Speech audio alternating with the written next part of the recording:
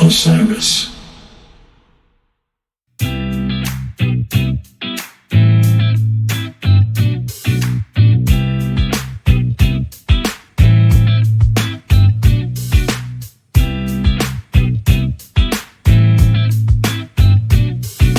Hello, everyone. Welcome to another episode of Goose Chicks Podcast. This is our 10th episode, not including our bonus episodes.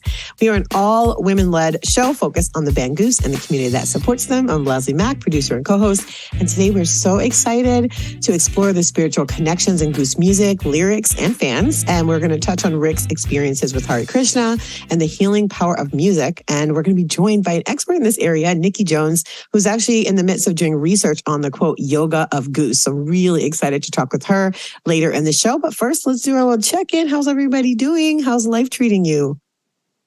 Oh my gosh, so many things coming out right now. Just announcement after announcement. It's been wild. Literally. Every day it's something else. So I had as a first round robin question for our check-in is, what's the over-under on how many additional shows that Goose will announce before we hear a single note of the cap run? And the cap run's 19 days from now. So in the next 19 days, how many? Yeah. What's the over-under? Do you think how many new other shows, festivals, things that the band will announce between now and night one of cap? You say 3. Hannah says 3. Alexia? I say probably like 6, maybe 6. Yeah, 6, maybe 6. 7. Okay. Chelsea, what's your guess? I was going to go with like 2 because, man, I feel like they've announced a lot. But Alexia's made me just feel weird with her answer. No, stick with the 2. I like it. Before the cap, I'm going to go low. I think maybe 4 because I think they're so smart about like using these moments to announce the next thing. So I think during the cap run, there's going to be some sort of announcement for something pretty big. But before then, I think we're only going to get a couple more because we're pretty close to there. But I think during the run, I have a feeling they're going to really like that. You know, they announced Goosemas at Red Rocks. I think it's going to be that kind of thing.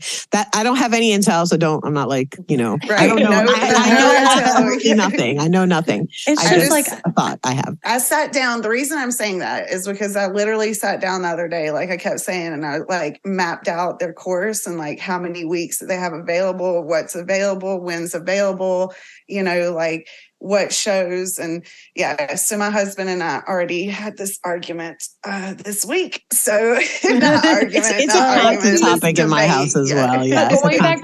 Going back to what Leslie said, I feel like they're gonna be at least somewhat strategic with announcing stuff, and they're going to wait until the cap run starts, because I feel like I know a lot of old school people who love the cap.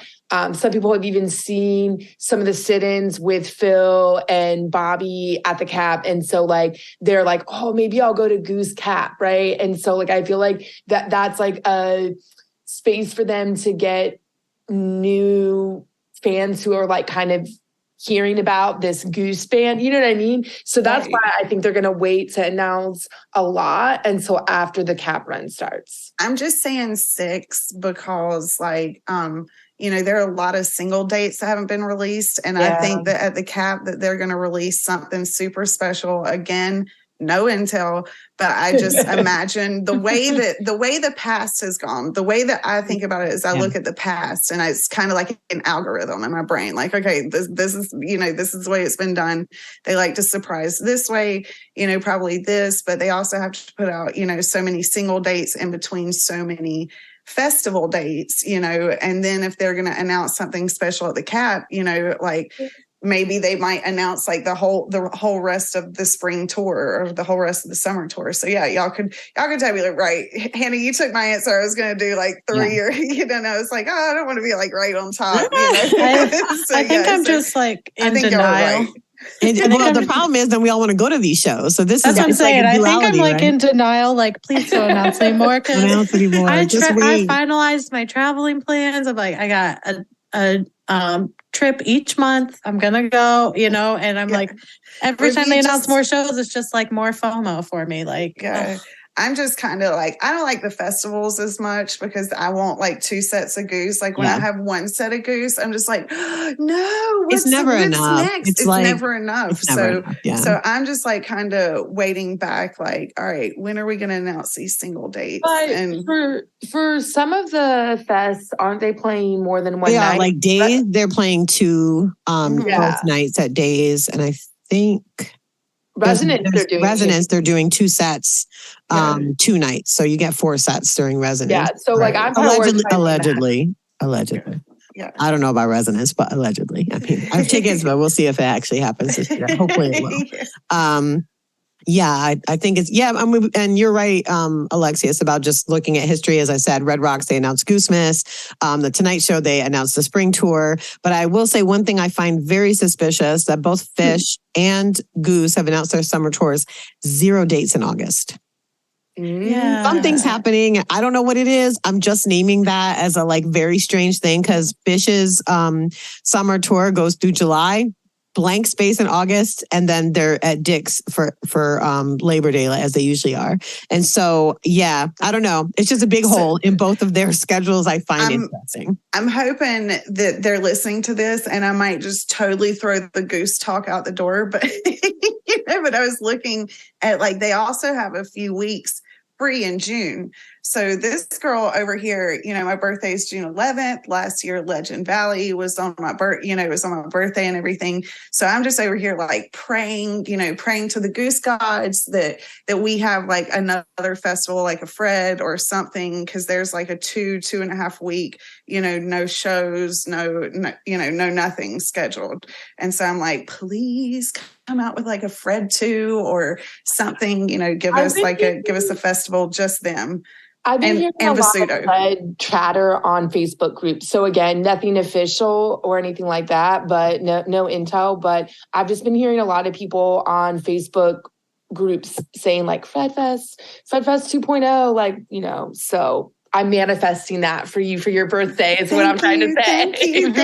Let's do it. Thank you to the Goose gods, please. Let's manifest it. The other thing that happened this week was Goose released their New Year's Eve show on 4 vinyl LPs for order this week. And also at midnight, the same day, last night, we're recording this on Wednesday. We're recording this on Friday the 17th. And so last night at midnight, they also released the New Year's Eve show on streaming. Interesting thing is that 3 songs are missing from the vinyl. They couldn't fit them all on 4 LPs. They were forced to pull 3 songs off. They pulled off Drive. They pulled off Mr. Action. And I don't remember the third song. Dr. Darkness. Dr. Darkness. Okay, so those are not on the LP. They are on the streaming though, so you get all the songs there. I was like, oh, I wonder if they're going to have them. I of course played that promptly at midnight, as soon as I possibly could. Favorites. That song is just so great. All right, awesome. Let's get into our running segments, and we're going to start with Alexius, who's going to talk about the origin story of how Time to Flee was born. And I love this story. Please, Alexius, enlighten us all. Okay. So at Fred Fest, Peter did a little on the porch, like private acoustic set. And but this comes from an interview with his mom in El Goose Times and stuff. But he's talking on the porch, on the porch fest or on the porch about how much he loves his mom, how close they are, a lot of different things.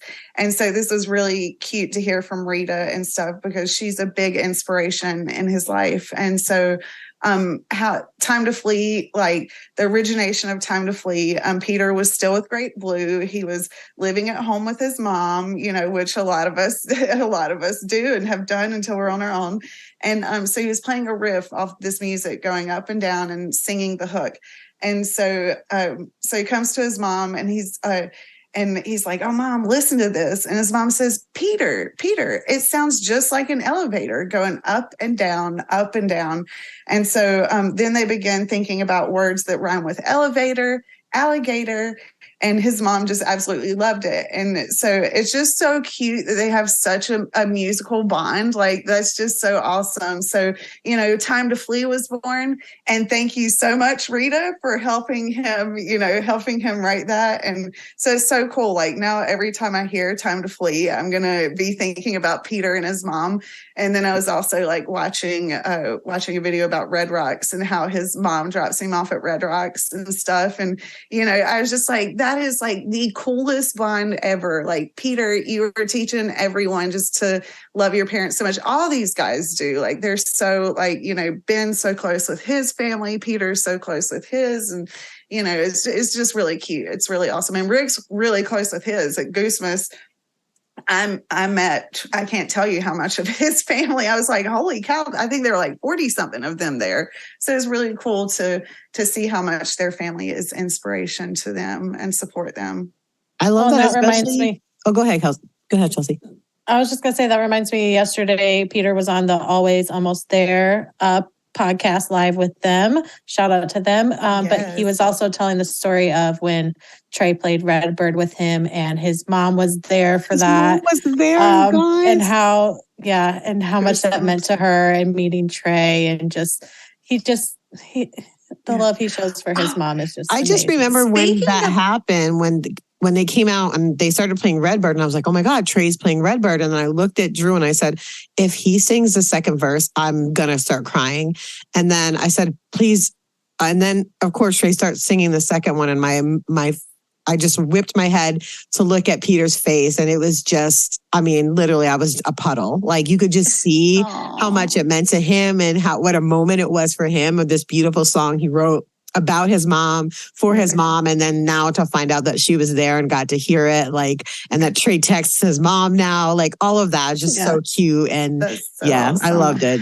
I was also reading in that article about Redbird, and she talks about how that Peter called her when he wrote it, and just that she was just a puddle of tears, when he called her over the phone, not in person. He's like, Mom, I want you to hear this. And it's just, it hits home, especially with Jason's dad having a stroke last week and stuff. It's just a reminder, like, we're not here for always and forever, and we just have a little bit of time, and let's, love our families the way that we can. As we've learned today, we might have to meet part way, so it's really cool that they have such a cool bond. And so, yeah, so that was my Goose talk. I thought that was really cool. I thought it was really cool to hear about how that was born. I love that. And it's also funny, he played Redbird for her for the first time on the phone, and it has that line that it'll take more than a phone call to get her feeling fine. So, like, I don't know, just something about that is just really poignant,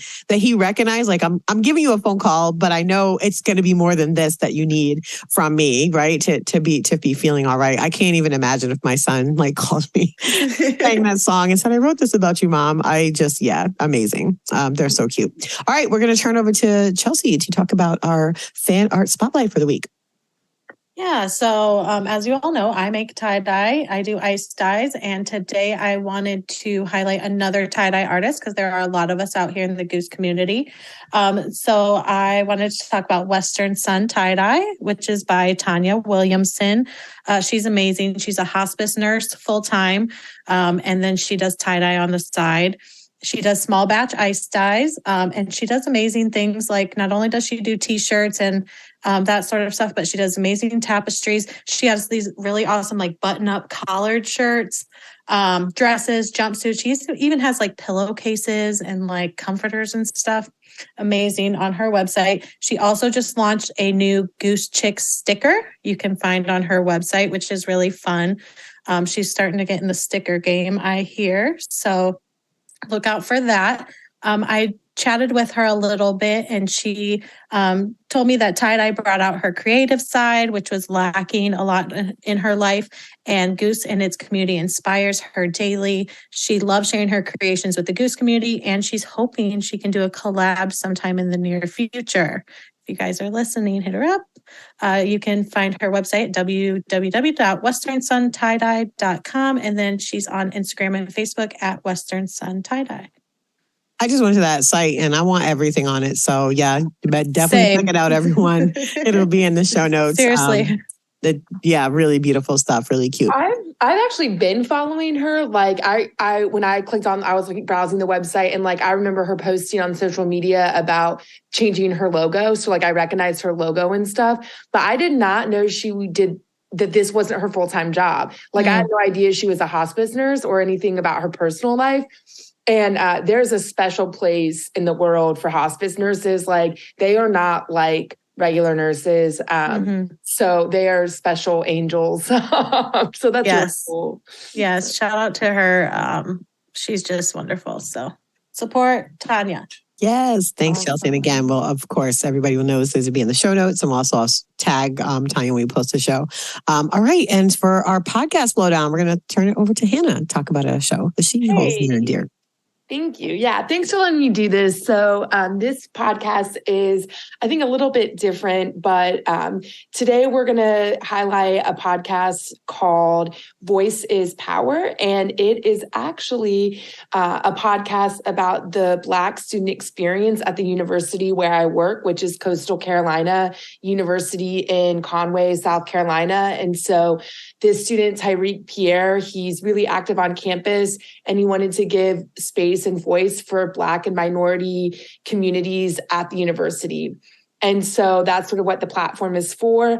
And we actually highlight an episode where my friend Dr. Tiffany Hollis talks about mental health, higher education, Blackness, and Black history, because it is Black History Month in February. So I hope some of you listen to that and enjoy my colleague and some of the badass students that attend my school and I have the pleasure of working with. Awesome. Thanks so much for that, Hannah. Again, as always, we'll have the link in the show notes. I listened to this episode when you posted it or wanted to share. It's really, really good. And so is the whole show. It's very interesting. So definitely check it out. I just want to say one more thing.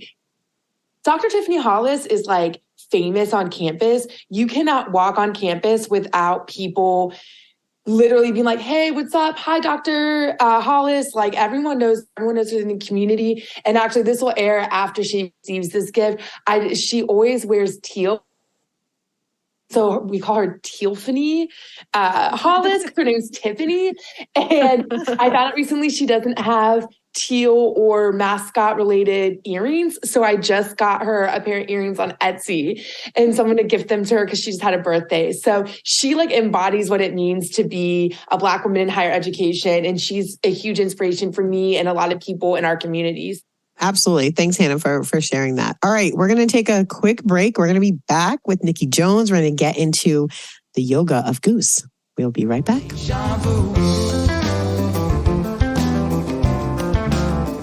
I don't feel free. It was time to flee. The elevator. I'm not a waiter. So see you later. Alligator. The elevator. I'm not a waiter. So see you later. Alligator. Western Sun Foundation has launched their second campaign in support of an organization local to the upcoming Capitol Theater run. 914 Cares, only 7 miles from the venue, works to ensure their neighbors in need are cared for by collaborating, supporting, and providing resources, educating the community about poverty, and encouraging actionable generosity. WSF will be providing charitable support through donations made directly to Western Sun Foundation and launching an online auction to benefit 914 Cares on Tuesday, February 28th. Head over to Western Sun Foundation socials, check out their website, westernsunfoundation.org, or if you're going to the Cap Run, stop by their table for more information on how you can support this great organization and campaign.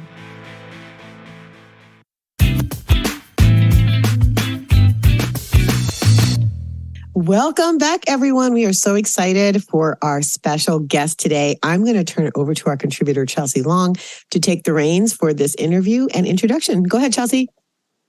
Thank you. So today we have Nikki Jones joining us. She is a yoga teacher, performance artist, and board certified health and wellness coach. Her recent studies have centered around Buddhism and Thai medicine, and she just returned from Thailand.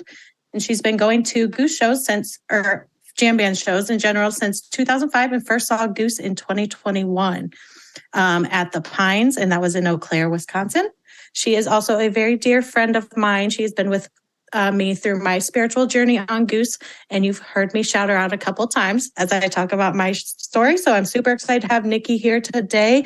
Thank you, Nikki, for joining us. Thank you so much for having me. I'm excited to be here.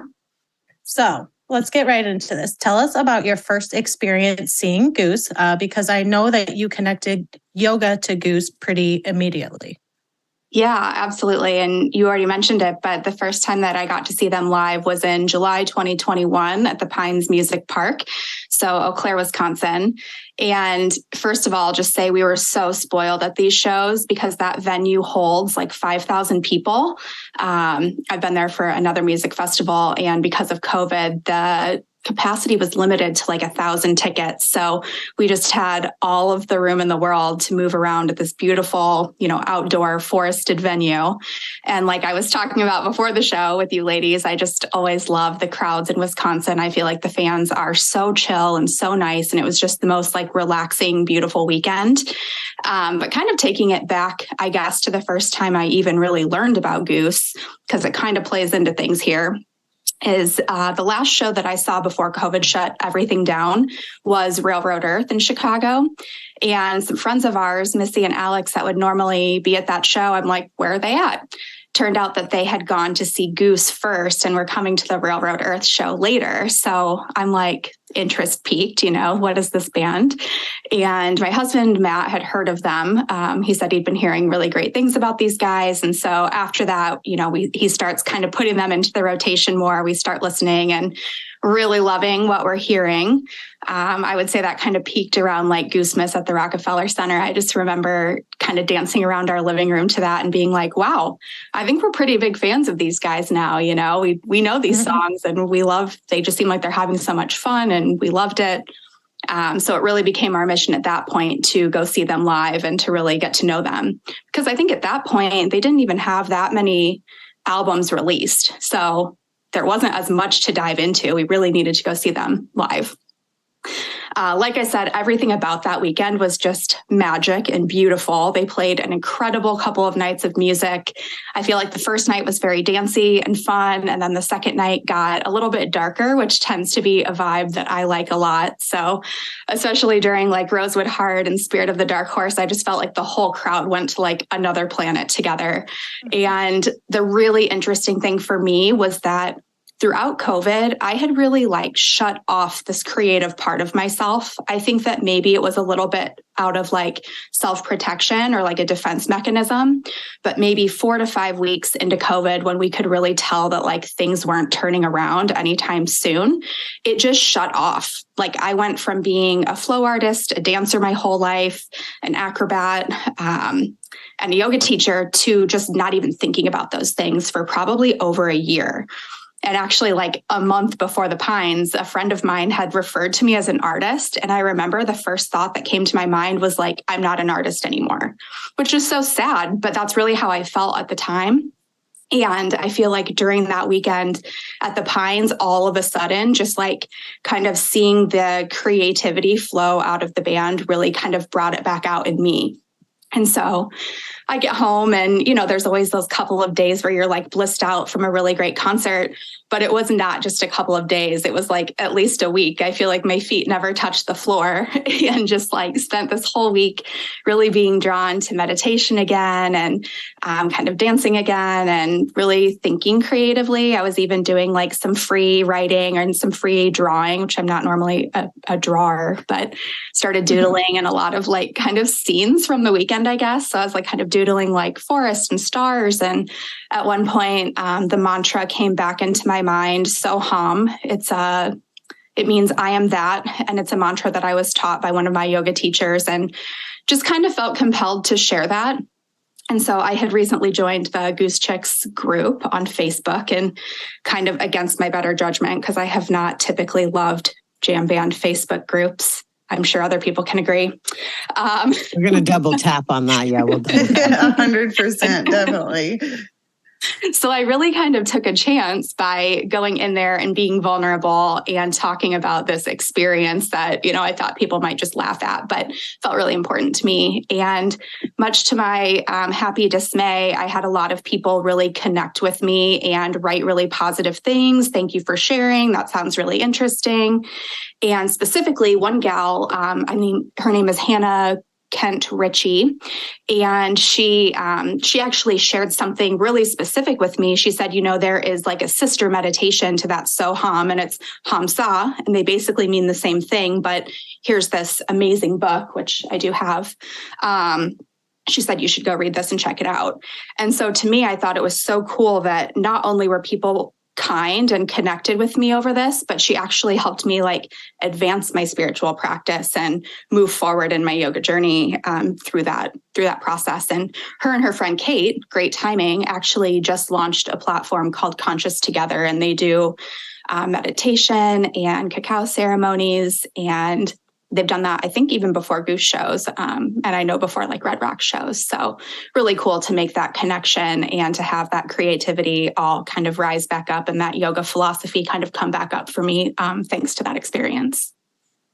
Wow. And that's beautiful. It's crazy how it connects, because Chelsea and I meeting, and Hannah and Kate, we know each other, and we've stood out in line and done yoga together and stuff, waiting for the day. And so it's so cool to again come around and have this connection. And I was texting Chelsea last night, because I was trying to figure out, make sure that my little segment didn't run over. And I was like, these girls, and she's like, oh no, she was going to talk about them. And I was like, oh my gosh, this is perfect. So it's so funny how we all have connections through people. It's all the spider web connects, or how, I don't even know how to put it, but that's so cool. And yeah, definitely they're amazing girls. And so if you're waiting in line, you can definitely do yoga. And now I saw their new website. So that's really awesome that you met them and had that connection with them. That's really cool. Yeah, it's such a small world, right? And it's cool that if you're going to have that connection with someone else has probably had that connection with them, and you're going to meet that person eventually if you're around long enough. Right. It's really cool. And I remember seeing that post on Goose Chicks too, because that's before you and I were real close. Mm-hmm. We knew each other and we were friends, but and I remember seeing that and being like, oh, okay. And I think that's how me and Nikki are going to vibe. Yeah. Yeah. We were like, so that's cool. We're like, all right. Okay. And so then, we became friends. You were back in your creativity, all that good stuff. And then at some point you started working on this project, the Yoga of Goose, which you describe as a compendium. You taught me this word. Compendium of yoga philosophy and Goose lyrics and interviews. So what does that mean exactly? And how did you get into this project? Yeah, so a compendium is just a collection of information about a subject. In this case, the subject being yoga philosophy found in Goose lyrics. And I think it's important, at this moment, to explain that yoga is not just a practice of physical poses that you do in a yoga studio. That would be pretty weird if that's what I was looking for in the lyrics.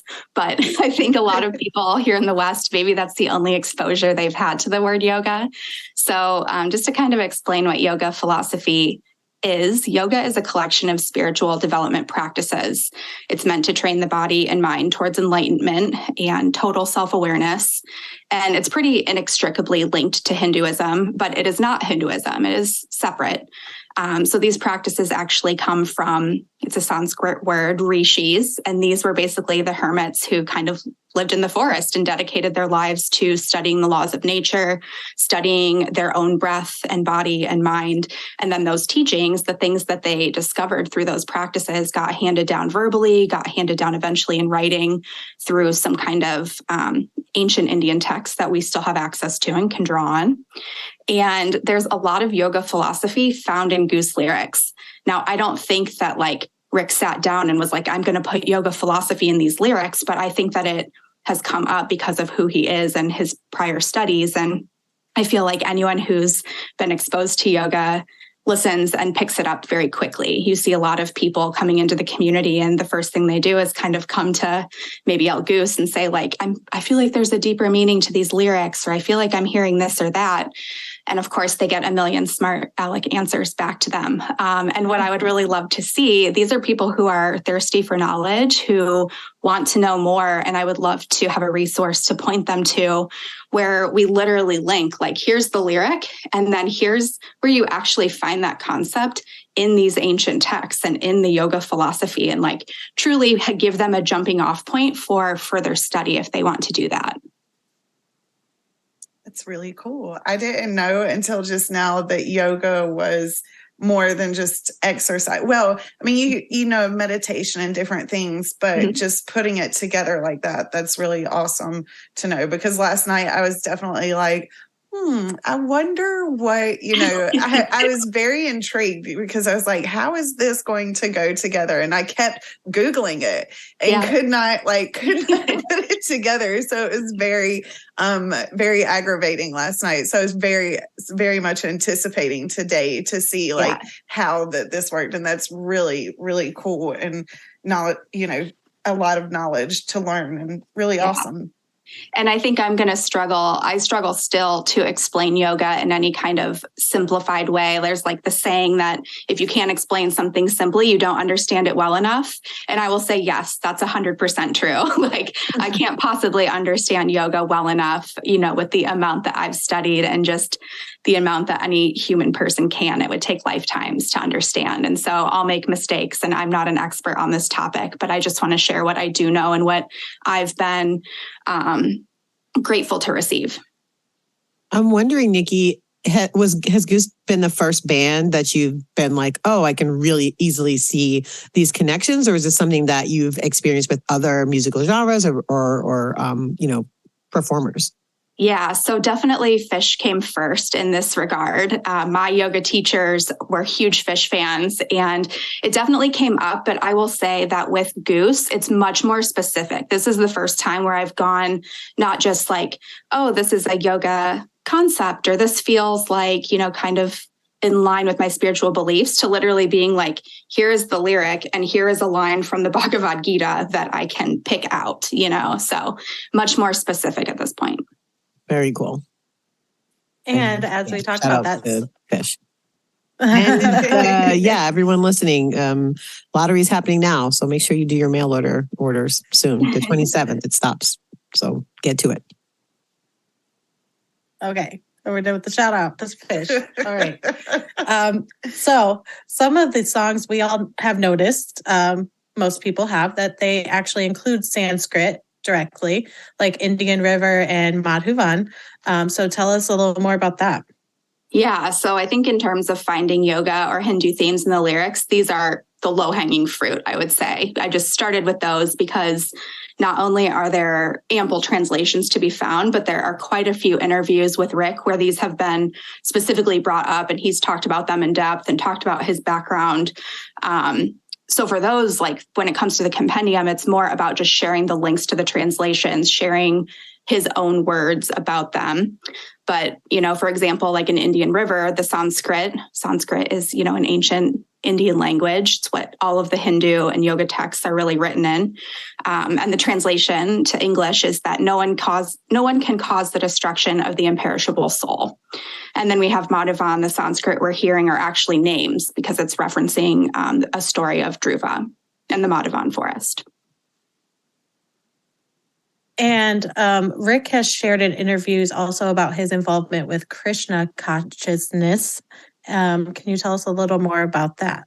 Yeah, so he first got into Krishna consciousness after moving to Colorado in 2014, according to the interviews that I've heard. And I was familiar with the Hari Krishnas before because of George Harrison. A lot of people probably are.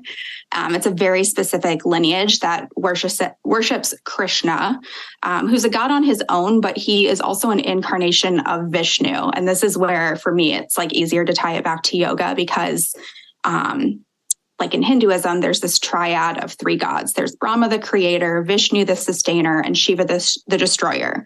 And again, Krishna is like an incarnation of one of those, Vishnu. So that's kind of like where that all comes from. And it sounds like Rick was really always kind of a spiritual seeker. I think, I'm focused on the yoga because that's my background, but you can tell that there's a lot of different things that come into this, like outside of yoga. There's also a lot of, Buddhism themes, even alchemy, like even as like silly as that may sound, I think that comes into it too. And like people who have spiritual practices like alchemy or Carl Jung kind of comes into it as well. And he's just talked pretty in depth about his experience getting into the music of that first. And then, of course, a lot of stories were shared with him as he went to events and, these things are passed on verbally. And so a lot of those kind of like show up. And I remember the interview Rick did with Deepak on goosecommunity.com. Mm-hmm. You and I kind of like watched it and we were talking about it together because we were both like, it's great to hear Rick's take on this. He talked about his time with Hari Krishna and talked about kind of how he gets to some of these spiritual lyrics. And I remember you and I having a conversation like, yeah, that's what I thought. I thought, yeah, that's what I, was how I interpret it too. And what I thought he was trying to do with that or how that came about. And so it was really cool to hear him actually say and kind of, what's the word I'm looking for? Confirm. Yeah. Some of these thoughts that we already had and you and I had talked about. And I know it was part of your yoga of Goose of like, yeah, I think this is what's going on. So totally. That so interview, nice to confirm by the way, that interview, if you haven't watched it on goosecommunity.com, please watch it. It's so good. So. Totally agree. And I think I told you my favorite thing about the interviews with him is that I feel like he's very humble. He's very honest, that people always, you get excited because you see these things in the lyrics and then you kind of like create this whole story in your mind that he's like this particular kind of person. And so you can kind of see that when people interview him, they're like, so are you still practicing this? Are you still doing this? And he's really honest when he's just not, that, certain things were a part of his path, may not be now. And I think that's really cool to have that honesty come through. Yeah, definitely. Go ahead, Alexis. I think that's a really cool thing. Like you were saying, the honesty coming through. And I think that's a lot of times things that we don't all admit, the things were a part of our life at one time, and it helps create a pillar of who we are, but it doesn't. Yeah, but that's what he was very open with in that interview as well, is that he's currently struggling to write as many spiritual lyrics because he's not meditating every day and that sort of thing is what he was talking about. And so it is, a continuum in a life path and kind of seeing that journey in different points in time, which is really amazing too. And and it's funny because he says he's not, but also that kind of self-acceptance is yoga. Like, so he is still practicing very much in like his own way and in that acceptance of here's where I'm at in my life. And he understands very much that when you are outputting so much, you're probably not inputting as much. So he's just in a different phase. Right. And that's probably why a lot of the big musicians have to have writers come in, because when do they have time really to write? That's why Trey has a writer with him. That's why, Matt Campbell's coming in and helping Rick right now, and which he's an amazing writer. And, I don't know how much of the writing that he's helping do, but it's just good to hear, that that's a little bit off of their chest and the acceptance, like you said, and the yoga. But this is all really cool to learn about it, because there's certain things I knew, but I didn't just know how that they all came together. And you're just like bringing it all together for us. The goal. Yeah. So let's actually talk about some songs now that have spiritual or yoga themes present. And the first one, the title of the show, this episode is from Arcadia. Mm-hmm. So I know, Nikki, this one for you was kind of like an instant, yep, that's yoga. So totally. This one, I think this is where it gets really fun for me. Of course, the Sanskrit was like the entry point. That was the low-hanging fruit. But then this is where it gets fun, because I kind of go through my mental database of okay, I know I've heard this before. Where is it? And starting to go through. And it's kind of funny because my studies, when you go through yoga teacher training in the US, everybody is pretty much required to study the Yoga Sutras of Patanjali. And so that's kind of where I tend to go first. And then when I don't find it there, I'm like, okay, what other text is this in? And I'm going to say like 9 times out of 10, I end up finding, a relevant line in the Bhagavad Gita, which makes sense because of Rick's history. So like I have to keep reminding myself to kind of take myself out of it and my background out of it and see it more from his perspective. But in Arcadia, of course, we have the line, seep up all the light from the bottom of the spine. And this just instantly hit for me because within the Hindu tradition, there is said to be a kind of cosmic life force energy. This is known as the Kundalini energy, and it accumulates at the base of the spine. And the thought is that if we purify our bodies and our minds, this energy can move up the spine to our brain where we, eventually like kind of open to the universe and like find enlightenment. It's the source of creative power, of divine feminine energy, and it's really a tool to expand consciousness. So what I have documented for this is from this yogi, Gopi Krishna, and he said in his own experience, every time I focus the eye of mental knowledge upon my inner being, I invariably perceive an intense light inside and outside of my head, as if a shining and extremely subtle substance has ascended the spinal column and spread inside and outside the skull, filling it up and surrounding it with indescribable radiation. Wow. So just like trying to find, where in the lyric. That's that's like direct. So that's really exciting. I'm sure you were like, oh my gosh, yes, I can see it like sort of like feeding you more. Yeah, like feeding you more to continue to look. And it's also really interesting they put out recently, when we had Naveed on, he was talking about they've started to do more merch that has lyrics on them.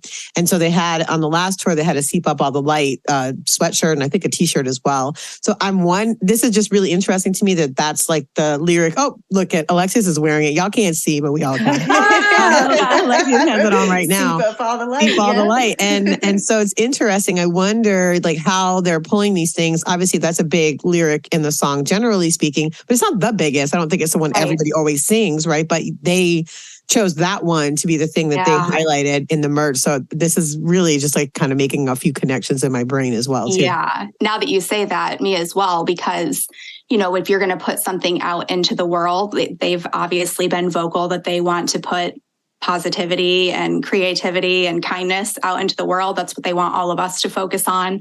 So it makes a lot of sense to me that they would choose those lyrics that I'm probably touching on because they're like, these are the real source of truth that can be found in our lyrics. So this is what we're going to put on things.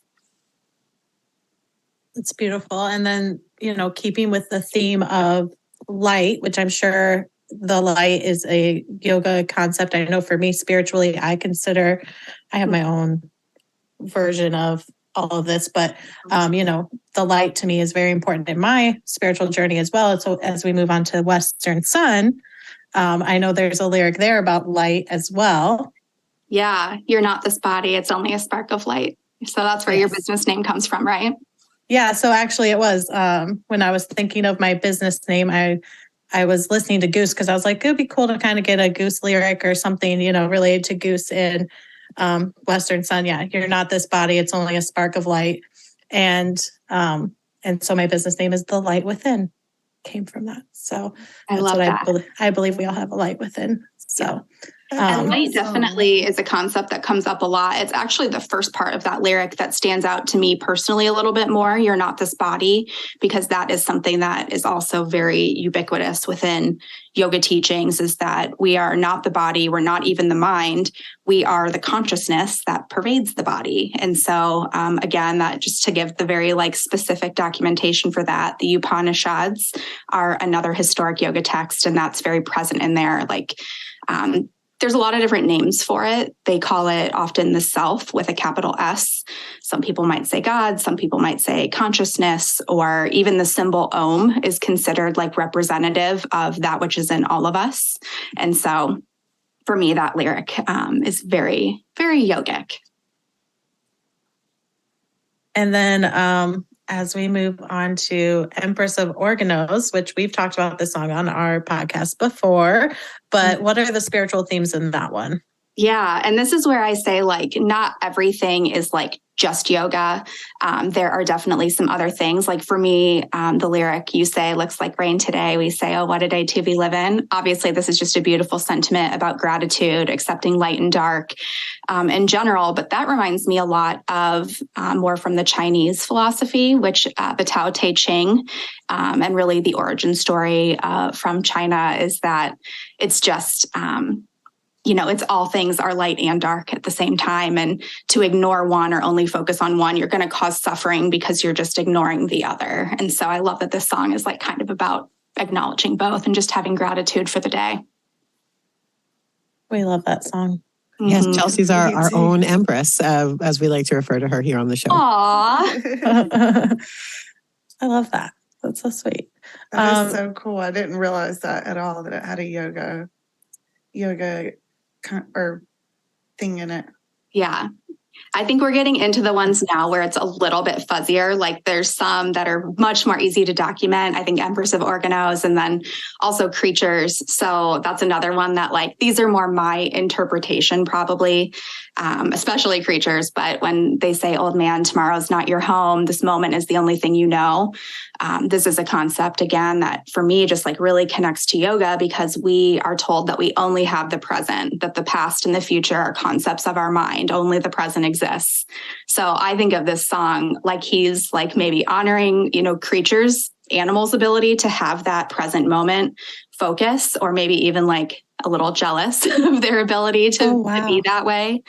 It's funny you say that. The other two lines always stick out for me in Creatures is always reaching for the oxygen. And that also made me think of like a spiritual connection. And then the second one is, feel the fear creeping next to us. And again, it's one of those things you're talking about, like having both and. This isn't an either or, the world is not either or, it's always both and those two also hit me. I was thinking coming into talking with you, Nikki, I was like, oh yeah, One Creature is one of my favorite songs, but those lyrics always pop for me too. Like I sing them super loud and they always hit me like right in my heart, chakra, like just really like, oh yeah, I am always reaching for the oxygen. What does that mean? We're all doing that at the same time and breathing together. And then, just that fear, we can feel it around us, but we can also push through it. So yeah, I love that. Always. I think that was this is a sidebar, but I feel like that was one of the biggest lessons of the pandemic for me. And I hope for a lot of people is the ability to hold two truths. This can be terrible. And also, I have my health and I'm surviving this and this is great. So like the ability to hold opposing ideas at the same time. And I think that's cool that you brought up that lyric too. Side note, that lyric starts with old man, which there are a few times that Rick starts lyrics that way. And I think I told Nikki this one time, but I have this theory that whenever Rick references old man, he's speaking to his future self as a remembrance of remember this time and how you felt and this thing I'm telling you right now, make sure you're still doing it in the future. And anyways, every time I hear him say old man, I think of that. And so it's so interesting too, especially when we think about the fact that like Bob Don, for example, he wrote at age 14 and that song is so deep. It has so much depth to it. And I'm like, what 14-year-old is thinking about these high level concepts of like humanity and stuff? And obviously he's brought that through all, from there forward, but it always just amazes me. And so, we see so many themes come up. Light is one of them.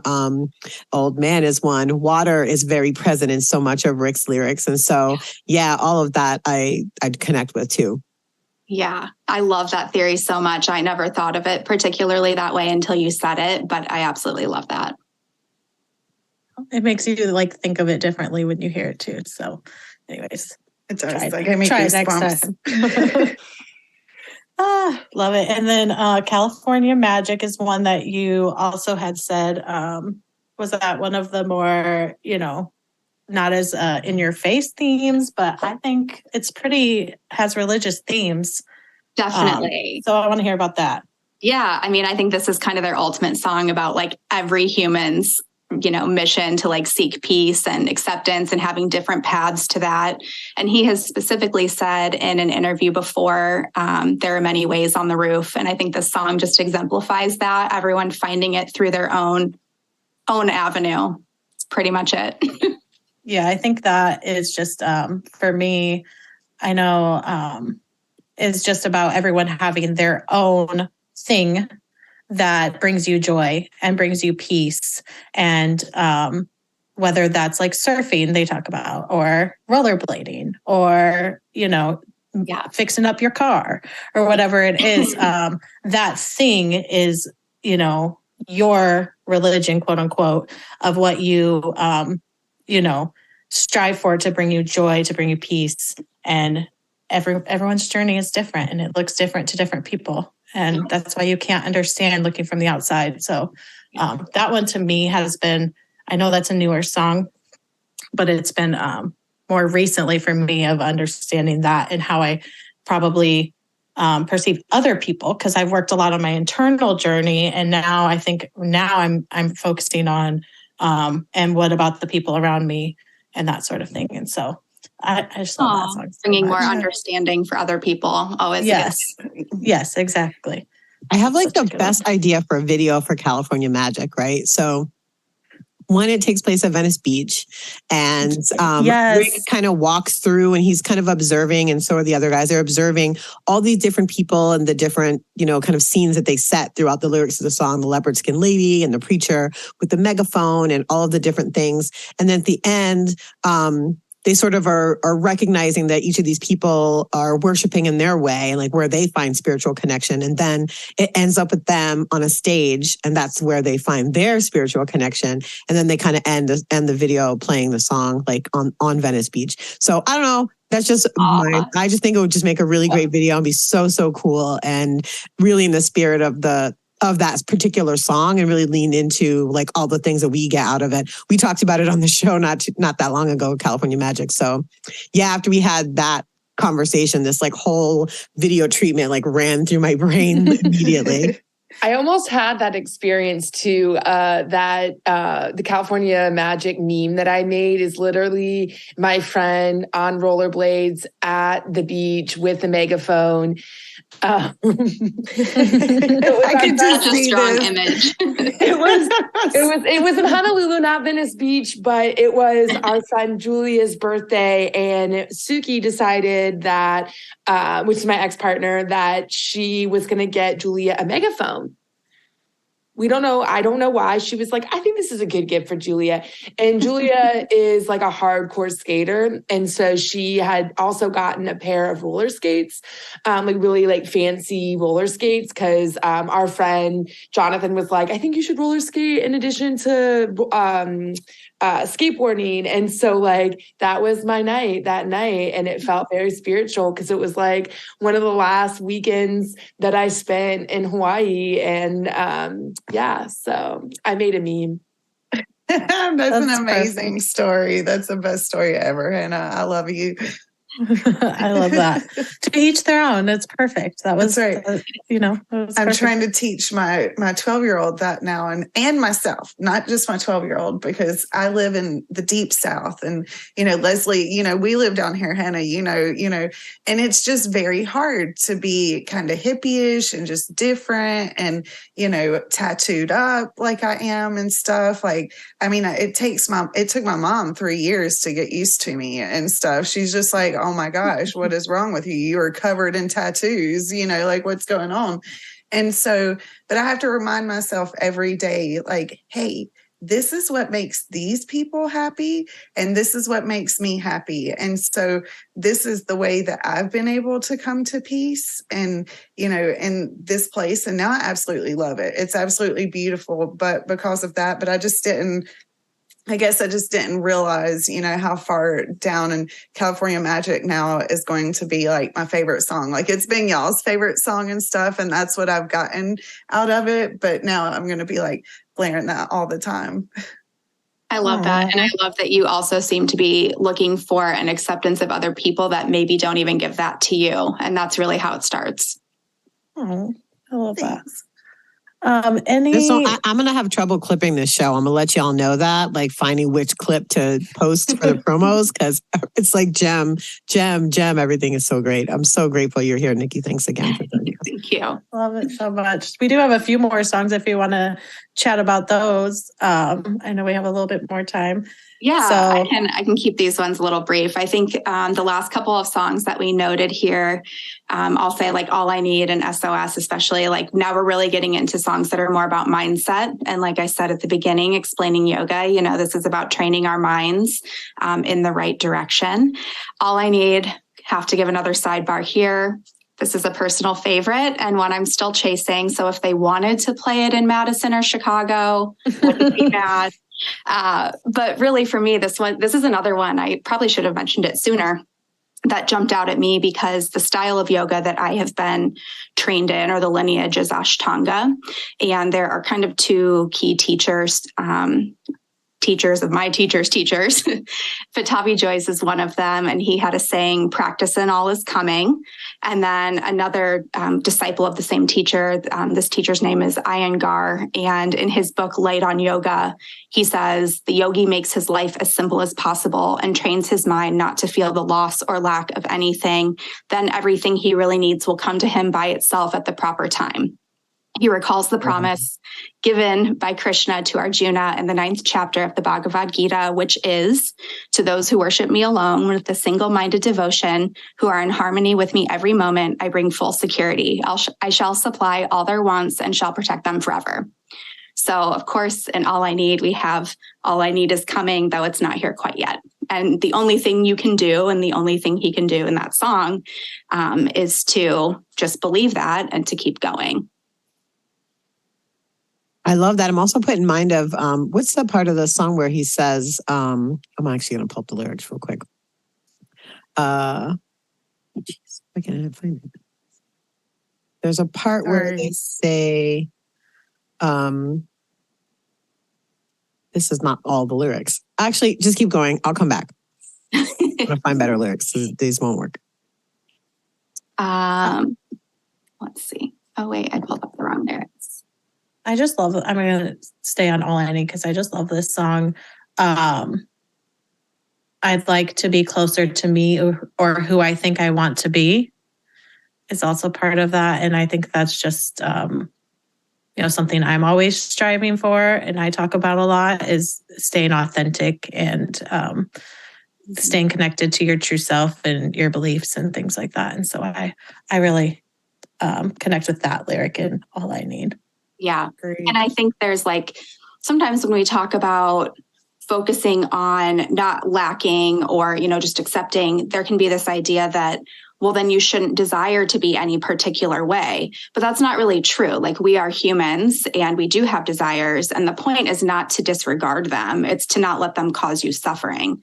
And really, if you believe that there is a consciousness within us that's the same in all of us, your desire probably is to be closer to that. And so I think of it not as he's not trying to be closer to some vision of himself. He's trying to be closer to the truth and to what's in all of us. Mm-hmm.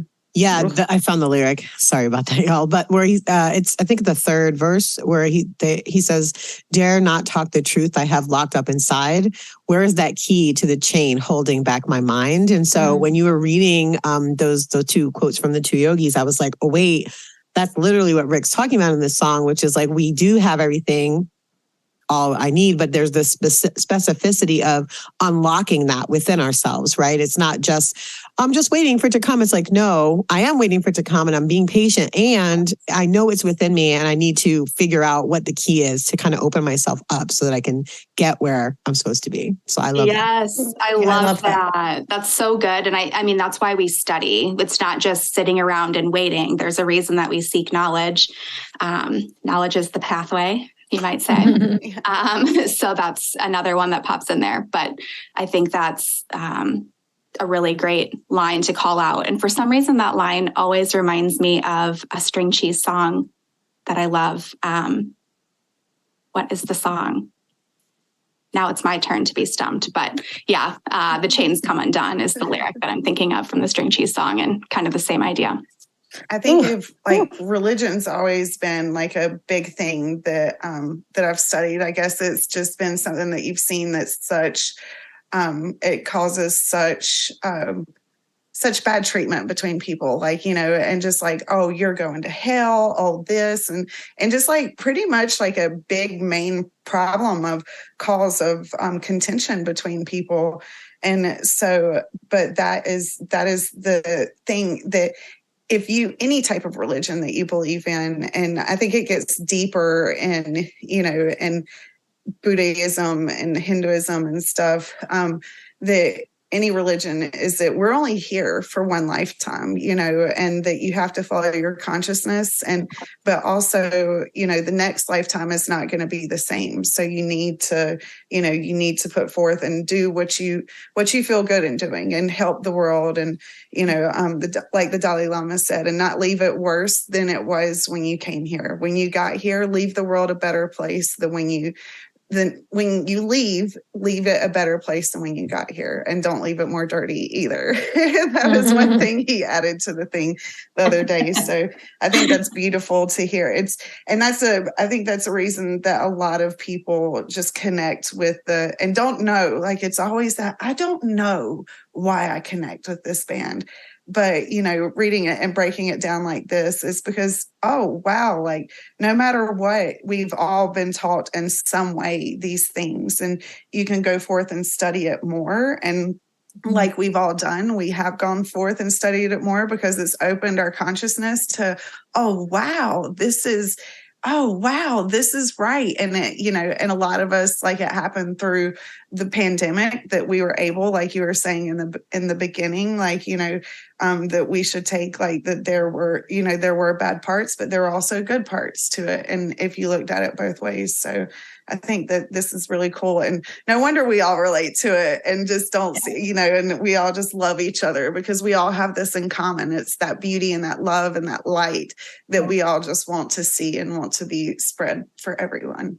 Yeah, I think we see in the lyrics, like, this is right. This is the right path to take, that they're kind of sharing with us. And I don't know what form this is going to take yet. You know, this is just a collection of my own research at this point. I don't know if I'm going to try and compile this into like an ebook and throw it up on my website, or, you know, maybe there's a chance to get it on the Goose community in some like database format. I'm not sure, but I would love to see it expand and other people's interpretations or research come into it as well. I think I don't want it to just stay mine. I would love to see other people get to run with it as well. Hannah's your girl for research right there. Well, I was actually thinking of Deepak because they are a religious studies professor at Case Western. But the only thing that we've talked about is like their research or their class that they taught for drugs and society or something like that, because that's more related to what I do in sociology. So I don't know what all the Deepak research is when it comes to religion, but that might actually be a better person. So if we're going to Goose Cleveland, you know, we were talking about the Midwestern. Will he be in Cleveland? Is that why you mentioned that? Yeah. And I just finalized everything for Cleveland too. So I'll be there for that Saturday and Sunday. And a couple of my friends are going with me. So we literally just booked accommodations this week.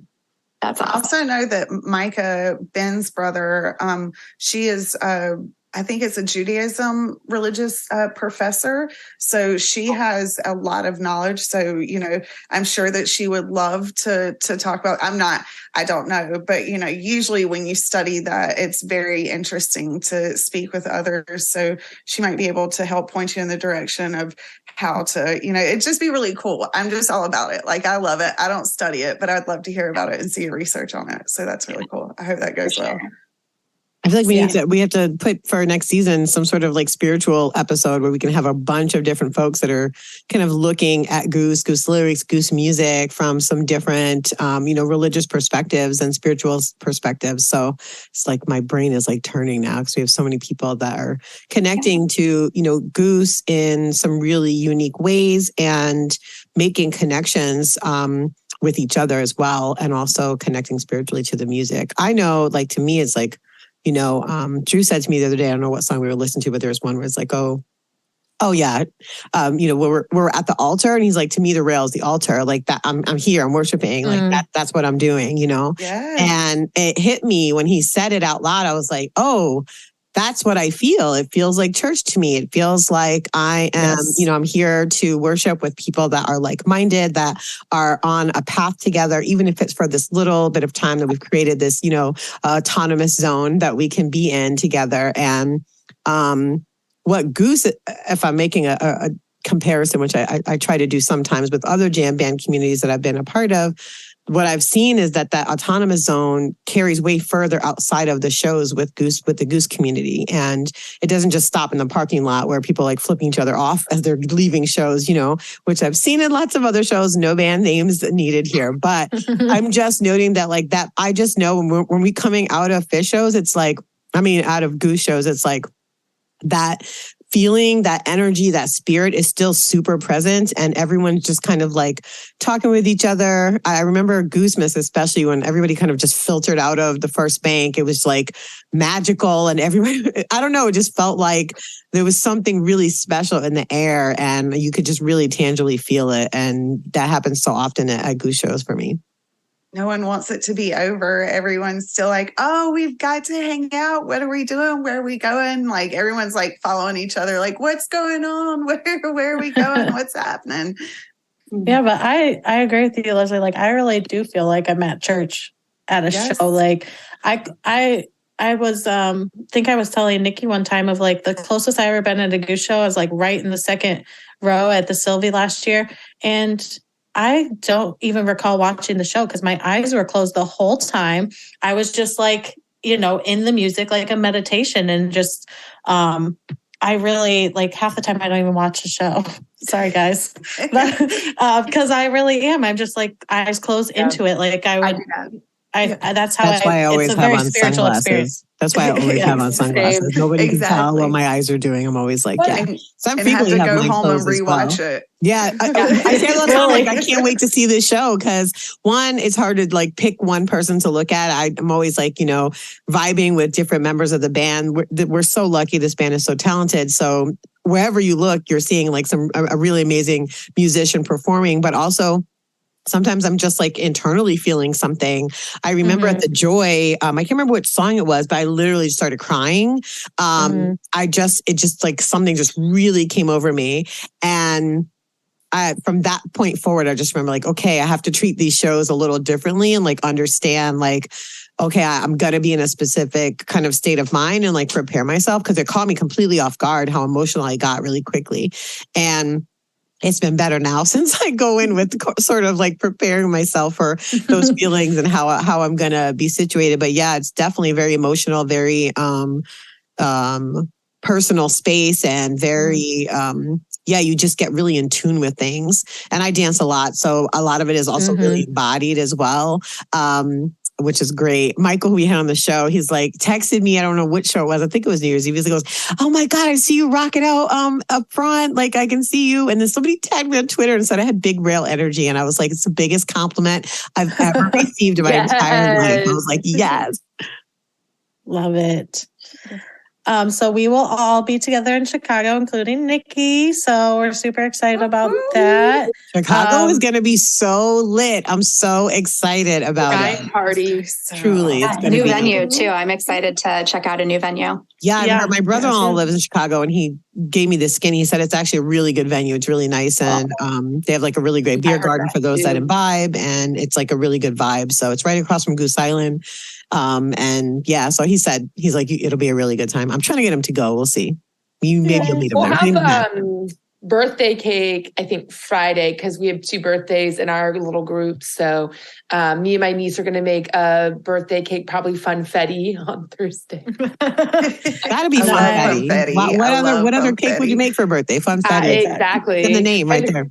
We were like struggling to come up with a place to stay, and Tyler didn't know what kind of cake he wanted. I was like, well, my niece will pick a cake for you. And if you're not careful, my 4-year-old niece is also going to pick where we stay because we could not get our shit together. There's like 8 of us staying at a house, 9 of us staying at a house. And I was like, I will just give them to her. And I'll be like, which one? And she'll just be like, that one, because it's pretty, or like whatever. Oh, that's the best thing I've ever heard. That's the best way to get things done. Choose now. Yeah. But you have a place. So I'm really good at making choices. Oh my goodness. Well, I think that's all that we had to talk about with Nikki, unless there's anything else you want to add, Nikki, that we didn't touch on. No, I know you asked me to share how people can get in touch with me if they want to. I'm on Instagram at wellcoachnikki, WELLCOACHNIKKI, and then website of the same name, wellcoachnikki.com. And I send out kind of a monthly newsletter just to share about projects I'm working on. So I'll be sharing about the yoga of Goose. Awesome. Thank you so much, Nikki, Thank you so much for joining us. This has been just really enlightening, really just so many gems. And I know I'm just going to be like looking at, because we don't even have Thatch on here. And I feel like there's a really strong connection between spirituality and probably yoga and Thatch as well. This idea of like grabbing something that you need, pushing yourself, and like, taking advantage of opportunities. Like, I don't know. It just came out on, we're going to talk about this. We talked about this earlier in the show, but it just came out on streaming. I literally at midnight played it immediately because I was like, yes, can finally like have it on my nice sound system. And yeah, that song's been really resonating with me a lot as a like motivational, kind of like pump me up type of thing. And so, yeah, I think there's so much to come. And also, who knows how many more new songs we're going to get this year. So I'm sure we'll have lots more connections to make. We might have to make this like an annual conversation so you can update us on new connections, Nikki, for sure. Time you do it, ain't never gonna get used to it. Hanging on a garden rubble, suntain the way that my love goes. Oh Lord, I didn't see it coming. Arcadia's got me running, just trying not to lose my breath. So I'm gonna take that step, and though my pride is gone way down the line, I'm just fine. Thank you so much once again, Nikki, for joining us. We are so blessed to have you in our community and making these amazing connections between spirituality, yoga, and Goose lyrics. So such a treat to have her on the show. All right. And as always, we want to hear from you. If you heard our episode last week, we featured quite a few of our voicemails that we've received so far, but we also want to get more. We now have a voicemail line set up for anyone that wants to call and talk about their experience with Goose and the Goose community. Just give us a call at 704-275-3128 to leave us a message, and it might get played on the show, just like all those messages from last week. This week, we're asking folks to call in and tell us about the lasting connections that they've received within the community or at shows. Again, that number is 704-275-3128. Goose Chicks podcast is produced by Leslie Mack with support from sound engineer Matt Dwyer, co-host Alexius Lipo, and contributors Chelsea Long, that's me, and Hannah Liebreich. Special thanks to our sponsor, Ben & Jerry's, for their support, especially Jay Curley, Jay Tandon, and their entire team. We are the proud member of the Osiris Media family. You can check us out on socials at Goose Chicks Pod and on our website, goosechickspod.com. As always, we encourage you to listen to the listeners to support Western Sun Foundation. Visit westernsunfoundation.org for more information. And remember to subscribe and leave us a review in your favorite podcast app. Also, tell a friend about the show. It really helps us out. Don't forget to call our number and leave us a message at 704-275-3128. Until next time, be kind to each other out there. Bye, everybody. Bye. Osiris.